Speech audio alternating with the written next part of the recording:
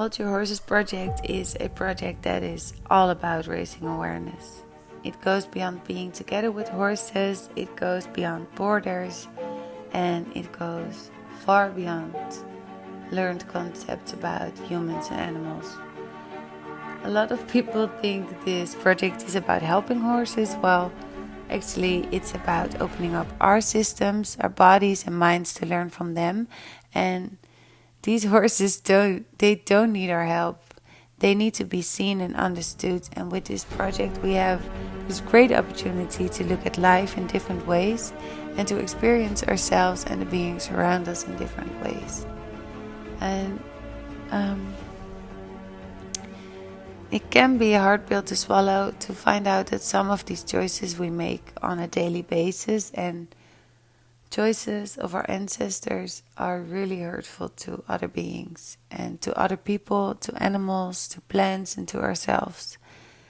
And with this project, we have a really special opportunity to gain insight and to create a space for healing, because we are welcomed at places where animals are open to connect with us, to share with us, and to show themselves. And in a way, they hold space for us as well.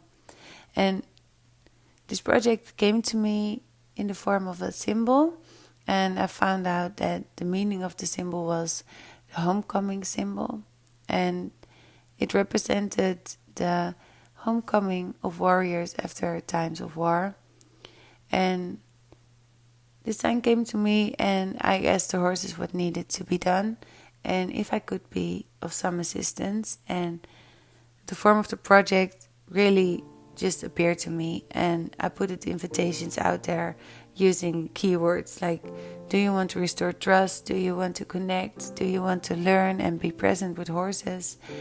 And are you ready? I asked, are you ready? Because it really takes a lot of courage to open up and to see, because in a way we represent more than ourselves during this project. In a way we choose to represent part of humanity, and I don't know if people consciously choose to look away or if it's just really easy and made easy not to look, but during this project you will open up and look, and this can feel horrible and devastating because, well, you find out what the meaning is of previous choices and patterns, and not just ours, but from the people around us, from our ancestors. And you can see that some of these things are really damaging to the world around us and the beings we share this planet with.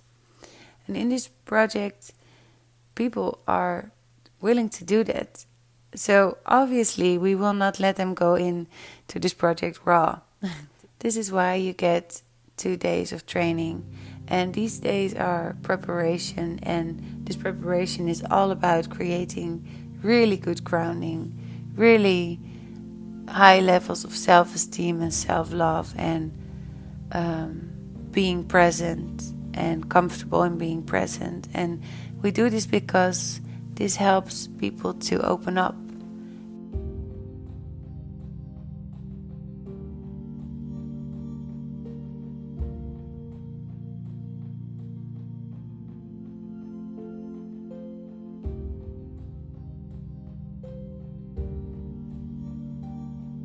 It makes it a bit more bearable to look at these concepts and structures and painful disconnections. And it gives us an opportunity to experience the meaning of these concepts. And this is important because it also helps us to understand why things are the way they are. A lot of us already know and sense or feel or whatever that we need to change the way we treat animals, that we need to change the way we respond and live with the world around us and other humans and plants as well. But there is so much shame and there is so much fear, a lot of damage and guilt. And through history, we created patterns of not looking. And I'm not just talking about our belief systems that are active today, but also about the backgrounds of our belief systems. And a lot of people who join the project come from the Netherlands. And here we have,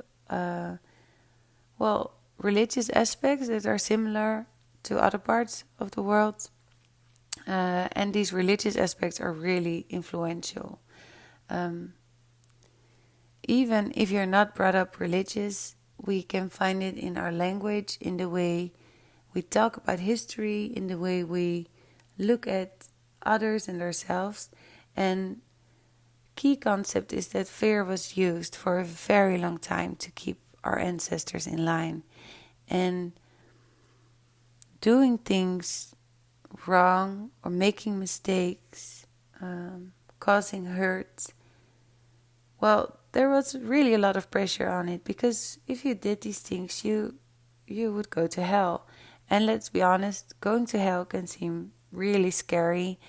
And, well, what if it's something that's so horrible and so damaging to another being that happened?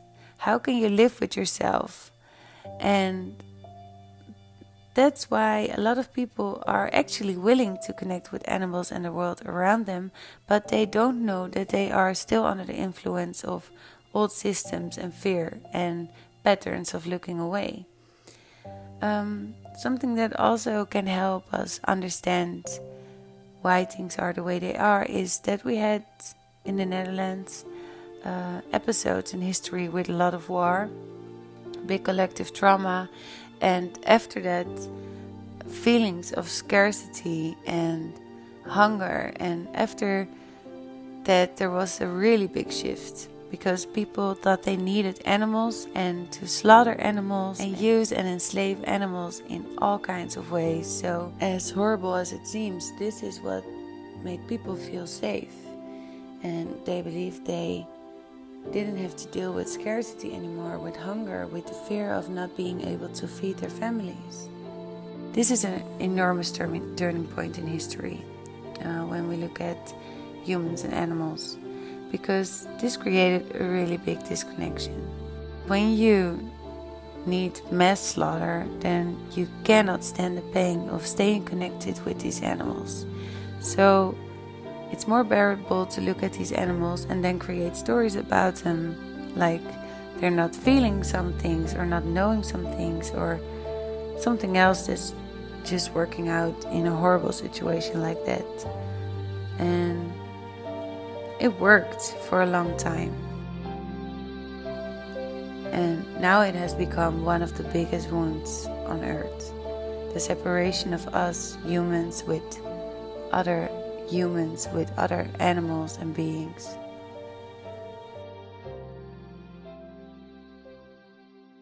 Horses hold a special place. If we look at what horses mean to humans, they seem to have a different category than cows and pigs and chickens. And that's because they worked together with humans for centuries. They helped us with their physical and mental power, and horses have a really special connection with humans, and horses also have a lot of trauma in this karmic field with humans. And now we are here in this moment, in this place, and we can look at this if we want to, and we choose to. And I totally understand that this is not for everyone at this point, because it asks us to look at the way we present ourselves to other beings. And if we are honest, and at this point I think we can, if we're really honest, we already know that horses and other beings have so much wisdom, and they have something so special that we can learn from them, and that's the power of unconditional love and forgiveness for us. They look at us, and in most cases they even try to work with us. They would love to be with us. They want to help us figure this out, this problem of disconnection that we created. And most horses look at us and they wish for us to heal. And then we look at them and we have this absurd idea that we can tell them they should do things for us. that they should behave in ways that we find appealing, and that they should acknowledge us as leaders. We should acknowledge them. Horses are so much more connected to the world around them than we are. They know so much more from nature, from ancient wisdom, laws of the universe. They know how to live together in peace and in harmony. And we could learn so much more from them if we could be brave enough to open ourselves.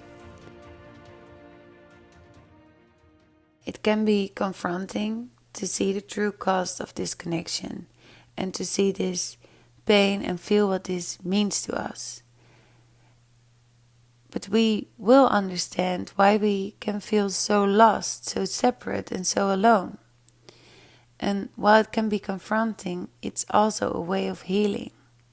Restoring the connection brings out whatever stood in the way, and it allows us to experience and understand the meaning of this.